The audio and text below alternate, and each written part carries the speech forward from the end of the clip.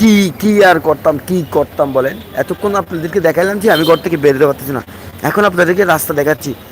গতকালকে মাইকিং করে করে বলা হয়েছে যে 6টা থেকে 6টা পর্যন্ত লকডাউন, কারফিউ থাকবে।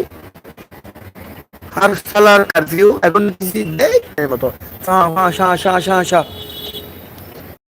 চলতেছে আর চলতেছে। দেখেন এদিকেও, এদিকেও দেখেন, কি আর গাড়ি, গাড়ি আর গাড়ি, মানে এর জ্বালায় বাঁচি না, বাঁচি না। শালার গাড়ি, এটা কি কারফিউ দেখো অন্য কিছু? এই তো গাড়ির মধ্যে কারফিউজ কখন উড়ে যায় ভাই কেউ বলতে পারে না। আমি খালি আসি প্যারাই, আমার একখান বাইক নাই, ওকে বউ নাই,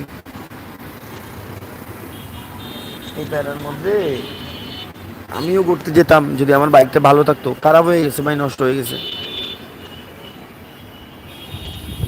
এরকম যদি গাড়ি থাকে, এরকম যদি গাড়ি ঘোড়া চলে, এটাকে কারফিউ বলে? আপনারা কেউ বলেন তো আমাকে, ভাই বুঝাই একটু বলেন, কোনো দর্শক আমাকে একটু বুঝাই বলেন।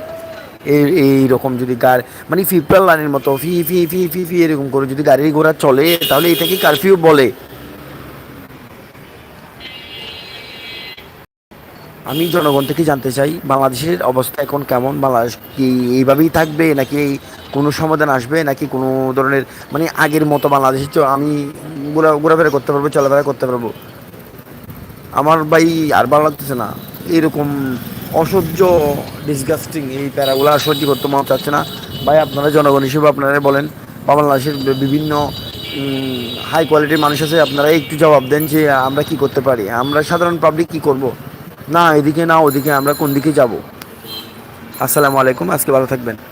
সেই সাথে বাংলাদেশের এরকম সহিংসতা, এরকম কোনাকুনি, রক্তারক্তি, ভাঙচুর, এইগুলো যেন অতি দ্রুত সমাধানে চলে আসে, সে আশা ব্যক্ত রেখে আমি আজকের লাইভ থেকে চলে যাচ্ছি।